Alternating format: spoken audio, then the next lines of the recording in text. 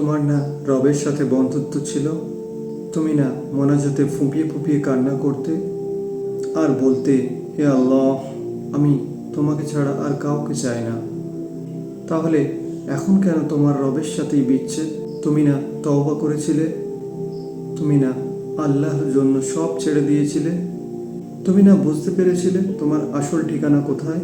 তুমি না মুমিন হতে চেয়েছিলে, ইসলাম মেনে চলতে চেয়েছিলে, আবার কেন পাপে জড়াতে শুরু করলে? ভুলে গেছো? তুমি না সিজদায় পড়ে কেঁদেছিলে তোমার গুনাহের জন্য? তাহলে কেন আবার দুনিয়ার ধোকায় পড়ে গেলে? তুমি কি হেরে গেলে তোমার নফসের কাছে? আল্লাহর প্রিয় হতে পারলে না?